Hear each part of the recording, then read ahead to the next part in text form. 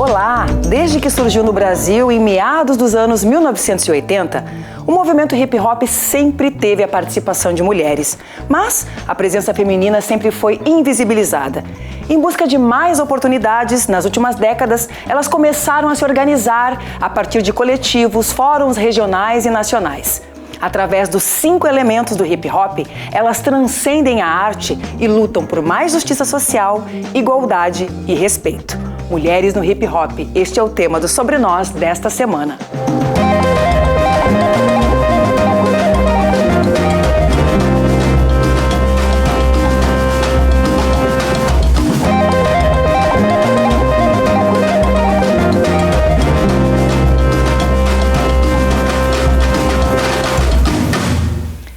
Existe uma frase que se popularizou há alguns anos: lugar de mulher é onde ela quiser. E nesse caso, inclusive em ambientes predominantemente masculinos, como o hip hop. E para falar como a presença feminina nesse movimento vem crescendo, estão aqui ao meu lado duas mulheres potentes do hip hop gaúcho. Carla Zampi, MC, rapper, educadora social e coordenadora geral do Museu do Hip Hop do Rio Grande do Sul. E Mariana Marmontel, multiartista, empreendedora cultural e educadora. Sejam muito bem-vindas. E antes de a gente começar a nossa conversa, vamos ouvir o que outras mulheres representativas do hip hop gaúcho têm a nos dizer sobre suas experiências ao entrar nesse movimento cultural. No início foi tudo, como é que eu vou dizer, tudo lindo, tudo maravilhoso, um sonho, né? Porque eu entrei de uma forma surpresa, porque na verdade eu ia ver a minha prima no estúdio cantar e na verdade fiz uma linha no lugar dela e acabei entrando e deu-se início aí na minha vida musical dentro do rap, em 96, por conta desse acaso. E aí em 2003, 2002 eu comecei a escrever minhas primeiras rimas, aí que eu comecei a sentir que realmente teve uma diferença, porque eu fui boicotada em alguns momentos, por fato de ser mulher, por fato de às vezes não fazer o que eles gostariam que toda mulher tem que fazer para um homem quando ele quer algo, e não consegui gravar as minhas músicas nessa época, então sofri vários boicotes por conta disso. Fui gravar realmente agora com os projetos que eu fiz aí por último da Natura, então mudou bastante em relação a qualidade musical, por conta que naquela época a gente, para gravar era muito difícil. Hoje não, hoje é com a internet, então tudo fica mais fácil. A gente sofre ainda algumas retaliações, mas como é que eu vou te dizer, a gente enfrenta, a gente põe a cara e vai pra frente, toca e é isso. Um movimento que se desenvolveu à margem, é inconcebível que a gente tenha tanta violência sofrida por mulheres. Não só por mulheres, mas por corpos que, de uma certa forma, não são os habituais a transitarem ali dentro, né? Então, eu acredito que a resistência da mulher dentro da cultura hip-hop, ela precisa ser muito grande, ela não deveria ser. Eu acho que por mais que existe uma força muito grande em mulheres, transitar dentro desse movimento acaba se tornando às vezes muito difícil, a ponto de algumas mulheres desistirem de exercitar o seu trabalho, a sua arte, o seu elemento dentro da cultura hip hop. E isso é uma coisa muito triste que deveria mudar. Eu acredito que a gente está aos poucos conseguindo mudar isso, mas deveria ser muito mais rápido. Eu acredito muito que o hip hop ele tem esse poder de transformação social, né? Ele está ligado diretamente a políticas públicas, ele está ligado diretamente à cultura, ao incentivo da arte, né? E toda essa visibilidade que a gente vê falar realmente é o hip hop. Então, eu sou muito grata por ter conhecido a cultura hip hop, por hoje estar trabalhando com grafite ainda. Eu acho que se não fosse o grafite, se não fosse a cultura hip hop, talvez eu não seria quem eu sou hoje. E eu sou muito grata por todas as pessoas que eu conheci dentro da cultura, por todos os elementos, né, que de certa forma me ensinam muito. E a partir das falas tão realistas dessas artistas que vêm de diferentes cidades gaúchas, eu gostaria de ouvir das convidadas que aqui estão um pouquinho da trajetória de vocês, né, a partir desse ambiente machista e hostil que elas tão bem relataram. Eu queria começar contigo, Carla. Então, olá, né?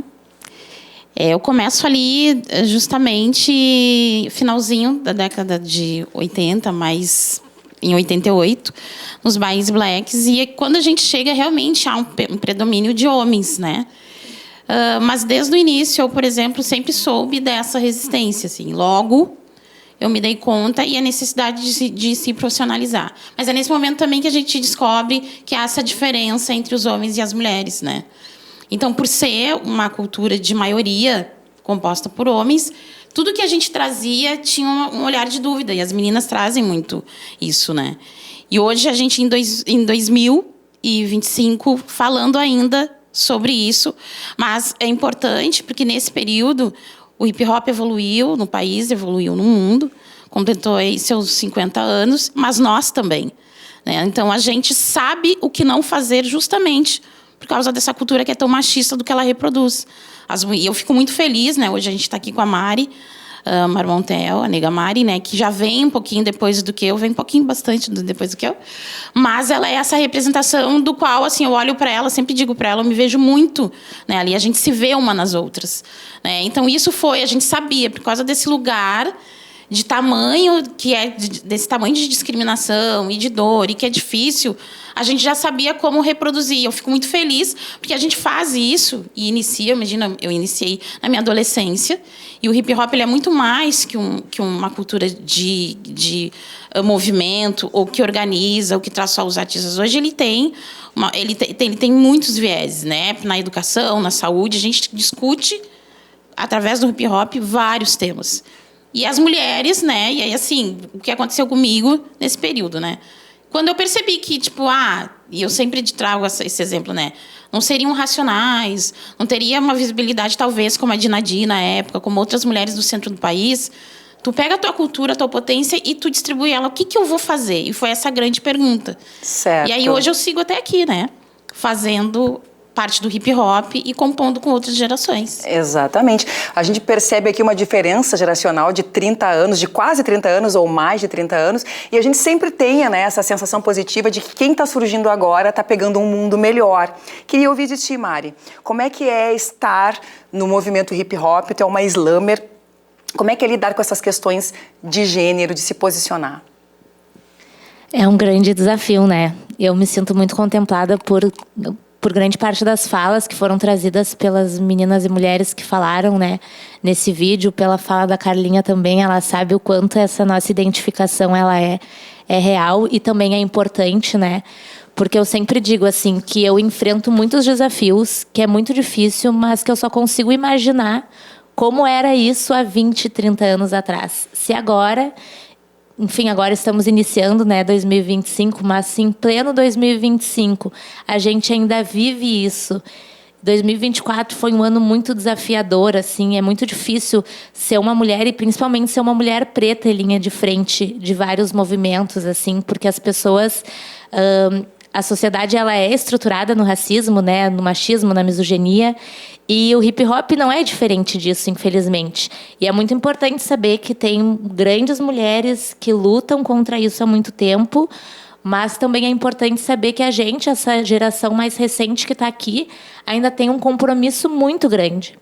E que esse compromisso não é só nosso, das mulheres, e principalmente dos homens, que são as pessoas principais responsáveis para que isso esteja acontecendo. Para que a gente precise estar num programa falando sobre isso. E passaram-se tantos anos e a gente ainda precisa estar falando sobre isso, porque isso é recorrente, né? É muito massa, assim, ver, né, eu e a Carlinha, cada uma na sua posição, né? A Carlinha enquanto coordenadora do Museu do Hip Hop, eu faço parte da organização do Campeonato Estadual de Batalha de Rima, que inclusive a TVE sempre abre muito as portas para nós, certo. E a gente é muito feliz de poder ter esse espaço, mas é muito difícil, assim, tu ser uma mulher negra na linha de frente disso, porque não basta tu fazer, tu tem que sempre estar fazendo 5 vezes melhor, porque enquanto isso tem outras pessoas, homens, cis, brancos, na maioria das vezes, fazendo um trabalho que às vezes a gente pode até chamar honestamente desafio e tanto. Às vezes até de medíocre a gente pode chamar, e esses homens, eles não são questionados, eles não são cobrados. Eu falei no início ali do programa, né, que as mulheres sempre fizeram parte do hip hop, né? Nos Estados Unidos, certamente, e aqui no Brasil. Aí a pergunta que eu faço, né? Onde estavam essas mulheres que elas não eram vistas, né? Porque elas deviam ser mulheres do hip hop, mas elas deviam ser esposas, deviam ser mães, né? E talvez a maternidade também tenha sido um fator que complicou muito essas mulheres de poderem fazer parte dessa linha de frente, como hoje no mercado de trabalho, em qualquer área, né? As mulheres sempre têm outros desafios. Eu queria ouvir de vocês, assim, onde estariam essas mulheres? Então, assim, né, Clarissa, as mulheres estão no hip hop desde a sua gênese, desde quando ele surge, né? Então, assim, o que acontece? Eu sempre trago isso em grandes conversas, na hora que a gente vai fazer formação, na hora que a gente vai falar da cultura hip hop. Então, a maior visibilidade é a dos homens, mas nós estamos ali. O grande salto, por exemplo, da minha geração para a da Mari, é que a gente saiu do secretariado. Se tinha uma formação, se tinha um evento, a gente estava nos bastidores e na produção. E eles saíam, né? Era um cérebro. Exatamente. E, assim, aconteceu muitos eventos, e se tu for procurar, eventos, assim, maravilhosos, porque tem mulheres atrás no bastidor produzindo, enfim.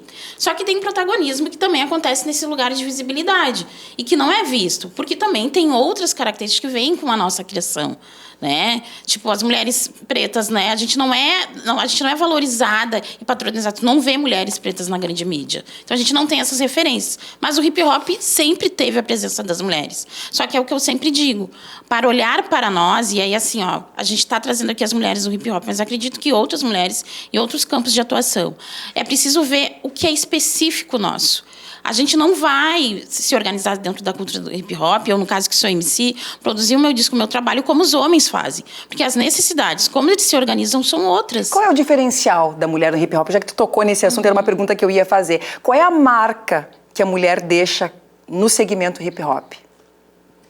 Eu acho que, como tudo na vida, a gente sempre tem que, por mais que a gente não possa se condicionar aos nossos recortes, a gente sempre precisa pensar que é isso, a gente vive em um mundo plural, então a gente vive com a diversidade e a gente precisa pensar nessas diversidades quando a gente está construindo esses espaços. Por exemplo, o que faz que a maioria das mulheres não possam se manter no movimento hip-hop?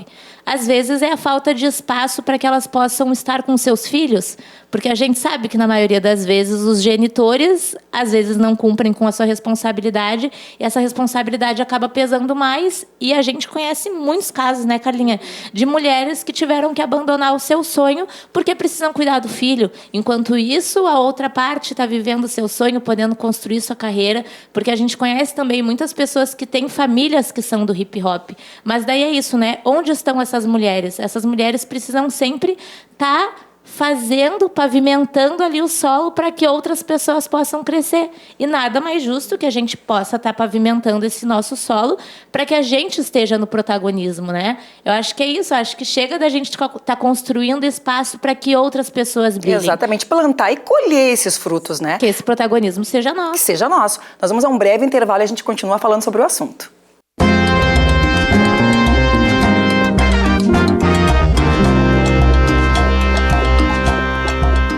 Estamos de volta e nesse segundo bloco eu vou conversar com a Mariana e com a Carla um pouco mais sobre o trabalho delas e também um pouquinho sobre políticas públicas para o hip hop. Mariana, você é uma slammer, é artista, produtora de um coletivo de poetas vivos. Queria que falasse um pouquinho mais do teu trabalho, né? Te apresentar para as pessoas que estão aqui te acompanhando e que ainda não te conhecem. Então, para quem não me conhece, né, eu sou Mariana Marmontel. Meu trabalho no movimento hip hop surgiu em 2014 através das batalhas de rima. Então, eu fui como uma grande parte das mulheres, né, que começaram sendo simplesmente ali a namorada do MC. Eu comecei assim. E eu fico muito orgulhosa de ver a trajetória que eu trilhei desde esse meu início, porque eu deixei de ser somente, inclusive ninguém mais me lembra de mim como essa pessoa, e sim como uma pessoa responsável por estar organizando várias coisas, fazendo muitos movimentos. Saiu dos bastidores, aquilo que a gente falava no primeiro bloco. Isso, saindo dos bastidores e indo para essa linha do protagonismo, né?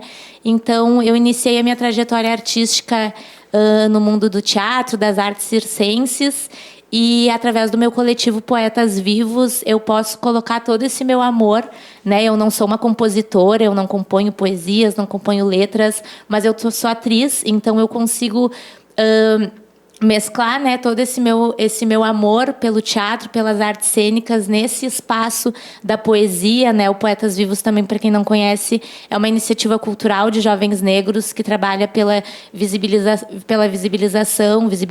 né, e valorização da arte preta e periférica. Então a gente trabalha dando oficinas, a gente promove eventos, a gente vende livros, é todo um corre que a gente faz e enfim, é todo um trabalho construído com muito amor, né? Eu também tenho meu trabalho nos slams, como Slam Master, apresentadora dessas competições de poesia que estão cada vez mais populares. Também esse corre com as batalhas, né? Afroempreendedorismo, enfim, é bastante coisa que a gente faz. É uma mulher múltipla, o que não é muito diferente da Carla, né? A Carla também é uma mulher múltipla, mas você está à frente, né, de um dos espaços mais importantes, que é o Museu do Hip Hop, que se consolidou não só no Rio Grande do Sul, mas em toda a América Latina. Eu queria que você falasse um pouquinho mais do seu trabalho à frente dessa instituição, Museu do Hip Hop, e o que ele reserva às mulheres. Então, Clarissa, as mulheres são múltiplas, né? Então, assim, ali na minha adolescência, entro para a cultura hip hop e sempre fui muito criativa, né? Então, eu sou MC, mas dentro da cultura hip hop eu me torno educadora social. Então, ao mesmo tempo que eu tenho de MC, eu tenho de educadora social. Então, lá, quando tudo começou, aqui em Porto Alegre, Grande Porto Alegre, essa discussão de o hip hop ser, sim, um elemento para, a partir dele, a gente falar de educação. E aí também começou a se discutir a educação que não é essa tradicional, que é a educação informal. Então, lá no início era a educação popular, hoje é a educação social. E dentro da cultura hip-hop, eu pude assistir isso de muito perto, a construção de muitos educadores também. Né? Junto com isso, né? E aí, assim, na história, né? O dia que tu for no museu, Clarice, e o pessoal da TV também conta sobre isso. A gente se organiza dessa forma e depois a gente percebe que no coletivo, então vem as crios, as posses, e aí surge comigo, junto com as pessoas que estavam ali pertinho de mim, a Fênix Cultural, que inclusive já esteve aqui na TV trabalhando, ali no ano de 2013, onde a gente teve a oportunidade de estar aqui também com cultura de rua. Então, na realidade, assim, as mulheres, e aí a gente vai, é sobre isso que a gente está falando, né? Me trouxe para esse lugar. Eu nunca consegui sair disso. Eu sou conhecida por essa personalidade, por ser uma mulher da cultura hip-hop. E não só, porque mesmo assim, quando eu estava ali muito potente, sendo educadora social, essa característica sempre andou comigo. E é como eu disse no primeiro bloco, eu sempre tive isso muito nítido. Talvez pela minha educação, eu fui educada por mulheres muito potentes, com opinião, feministas, e que nem sabiam que eram feministas. Né? A gente depois é que vai construindo da nossa forma. E o hip-hop propôs isso. Então, hoje, assim, sou MC. Agora, em 2025, né, quando eu vou para o museu e me torno coordenadora, tudo floresce junto, né? Então, vou fazer disco novo, estou começando a escrever meu livro, coisa que a Mari já faz perfeitamente, né? Ela São já várias tem ali, sementes ela que você tá plantou ao no mundo da longo dessa literatura. E aí eu me né? descubro, encontro a Mari e outras meninas, né, mais jovens, e te dá aquela pulsada através do museu, que também, né, esse ano de 2025 vai repetir o que foi o ano de 2024, no qual ele faz um aninho. Então, a gente vai para o nosso segundo ano com muitas programações. Ali no final de 2025, a gente começa a construir. O segundo vem para o museu, que é o edital. E aí a gente falando de políticas públicas. Então, no museu, para além de contar a história da cultura hip-hop gaúcha, tem a construção também de políticas públicas através dos nossos editais. Né, e as programações que vai estar maravilhosas. Que coisa maravilhosa isso, né? E existem vários coletivos, não só coletivos culturais, mas coletivos organizados por mulheres, né, com viés mais político, fóruns nacionais e regionais voltados às mulheres. E em dezembro do ano passado foi lançado aqui na Assembleia Legislativa a Frente Parlamentar em Defesa das Mulheres do Hip Hop. Qual é a relevância de trazer essa discussão para o parlamento, para o lado político? Eu queria te ouvir, Mari. Então, eu inclusive tive a honra, né, de poder estar junto nesse evento como mestre de cerimônia, e as políticas públicas para o hip hop, elas são essenciais, né, porque é isso que consegue garantir não só a sobrevivência para os atuadores, né, enfim, desse segmento do hip hop, e para as pessoas que também veem o hip hop como ferramenta de transformação de vida, porque existem poucas pessoas que eu conheço do movimento hip hop que não digam assim, olha, o hip hop salvou a minha vida, o rap salvou a minha vida, o grafite salvou a minha vida, a poesia salvou a minha vida, porque é isso, é a partir disso que a gente consegue ver outras formas de viver bem, sabe? E aí, podendo levar isso para um parlamento, levar isso como uma questão que, querendo ou não, acaba indo num nível de validação um pouco maior, a gente consegue também ter contatos mais diretos para estar podendo conversar essas políticas públicas, pensar essas maneiras, né, de estar fazendo com que esse espaço que é nosso, ele esteja ali, a gente tenha os nossos direitos reconhecidos, que a gente também tenha espaço para poder estar clamando pelos nossos direitos, né? Porque às vezes a gente tem as questões, mas para quem a gente vai levar? Onde que a gente vai falar sobre isso? Então, ter esse espaço eu acho que é fundamental para isso, um espaço seguro, onde a gente está entre as nossas, para poder falar das nossas, enfim, das nossas aflições, das coisas que a gente precisa e quer ver sendo diferente. Então, ter um espaço para isso, eu acho que é fundamental. O que você acha dessa frente parlamentar? Eu estava lá, né? Então a gente pôde juntar o máximo de mulheres do Estado para poder estar presente. E eu vou te dizer que, né, Clarice, que a gente conta na mão o número de homens da cultura hip hop que apareceram nesse dia. E isso fala muito sobre. Mas a gente já sabia disso, né? Então, assim, para mais do que até para colaborar com o que a Mari diz, quando a gente vai para um espaço como o parlamento, a gente também leva a possibilidade daquela pessoa que está lá em casa, da mãe que daqui a pouco passa ali, ouviu falar, ou pessoas que nem têm ligação com a cultura hip hop, de que é possível, né? Mas o que o hip hop tem a ver, né? O que as mulheres foram fazer? Porque a gente teve várias perguntas, né? A pergunta mais provocativa foi essa que apareceu, né? Para que as mulheres da cultura hip hop querem estar no parlamento? Justamente para isso, para falar, que é aquilo que a gente já falou aqui, que é para falar de política e de política pública com o nosso olhar, com o nosso jeito, com a nossa força, né? Justamente para não ter esse tipo de pergunta que também reproduz, né, vários preconceitos, machismo, invisibilidade. Então, quando tu vai, e aí assim, eu levo o meu grupo, eu chamo outras meninas, outros coletivos que passam a entender, por exemplo, o papel da política, que daqui a pouco, assim, ó, pelo senso comum, acaba dizendo, política, não quero saber de política. Quando vai para um espaço desse, consegue perceber, opa, não é o que eu estava pensando. Então é desse jeito que a gente faz, e faz junto no coletivo, reconhecendo os seus, olhando para quem, tipo, sabe, se enxergando. Então, assim, quando a gente pensou, e aí a gente teve também apontamentos dos homens, para que esse espaço para as mulheres? Porque é diferente, porque a gente precisa exatamente dessa fala mais terna, precisa daquela menina que está lá no interior do Rio Grande do Sul e que gosta de fazer a sua música, que tem a sua arte, entendeu? E que a gente, quando quando foi atrás, falou justamente sobre isso. Mas será que eu vou? Não vem. A ideia não é segregar, não. A ideia é fortalecer, para que vocês possam voltar ao campo de batalha, digamos assim, fortalecidas. Os homens que segurem sua bola, que aguentem, né? Exatamente. E que possam perceber que também são parceiros. E aí também, se não forem parceiros, sinto muito, a gente vai tocar e vai seguir, porque é isso, a gente tem feito isso durante o tempo todo, toda a vida. E tem mais uma coisa, né, Clarice?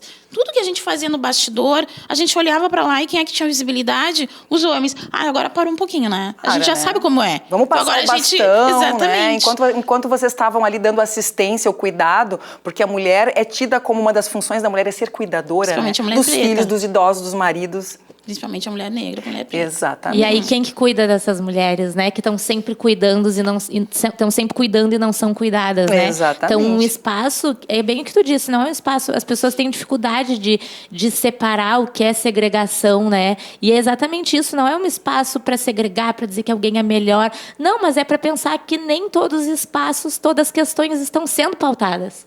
Então, se a gente não tem quem paute por nós o que a gente precisa ser pautado, ninguém melhor do que nós. Nós mesmos nos juntarem para isso, né? Vocês duas são educadoras, né? A Mari estuda pedagogia, se eu não estou enganada, e você trabalha muito com educação social. A pergunta que eu faço, eu já escutei várias vezes, assim, alguns líderes do movimento hip hop batalhando, né? Homens e mulheres, para colocar o hip hop como uma disciplina, fazer parte da educação formal, fazer parte da disciplina pedagógica. Eu queria ouvir um pouquinho de você sobre isso, o que vocês acham sobre isso, se tem algum avanço acontecendo e qual transformação isso traria para o aluno em sala de aula. Posso falar. Então, na educação social, eu estou há quase 30 anos, quase o mesmo tempo na cultura hip-hop. Então, na realidade, assim, quando tu traz a educação social e muito... Porque, assim, a educação social já existe, por exemplo, na nossa cidade ao mesmo tempo, quase 30 anos. Mas, assim, reconhecê-la como política pública. E aí, como aconteceu comigo, Clarissa, aconteceu com muitos outros artistas da cultura hip-hop. Daqui a pouco, aqui na região sul, no Rio Grande do Sul, teve essa baixa, né, de produzir música, e daqui a pouco eu sou MC, mas eu não consegui gravar o meu CD, eu vou para o campo da educação. E a gente sempre esteve lá.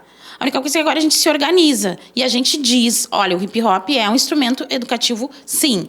Na educação social a gente se encontra muito mais, porque tu vai trabalhar com lúdico e com a política pública do qual é muito parecida contigo. Né? Se tu vai, né, tem educadores sociais maravilhosos, mas quando tu tem a oportunidade de ter um educador da cultura hip hop, ele é muito parecido, né? A linguagem é muito, e é uma conexão que, imagina, eu sou educadora esse tempo, e eu, tipo assim, a mágica acontece, sabe? Porque a linguagem é como eu me vejo, daqui a pouco ele olha pra mim e veja, minha mãe é muito parecido contigo, Sora, sabe? O jeito de falar, de dar gargalhada, certo. E tem educadores e tem estudos, enfim, e profissionais que acreditam muito nisso, nessa coisa de visualizar o teu educador e quem te educa, né? Isso acontece mesmo na cultura hip-hop. A gente identifica pela cor, pelo cabelo, né? Então, e isso é um instrumento pedagógico muito potente. Pedagógico, essa palavra aí, Mari. Como é que você avalia o hip-hop como instrumento pedagógico e talvez, quem sabe, né, dentro do ensino formal? Então, eu acho que aqui a gente ainda está um pouco avançado, né? Porque enquanto a gente tem outros estados, por exemplo, que estão proibindo a temática do Islã, por exemplo. A gente tem estados que estão proibindo que o Islã seja trabalhado. E o Islã, que também está dentro, né, do movimento hip-hop, da cultura hip-hop, fala sobre muita coisa que são pautas sempre atuais e que a juventude, a infância precisa estar trazendo essas temáticas, né?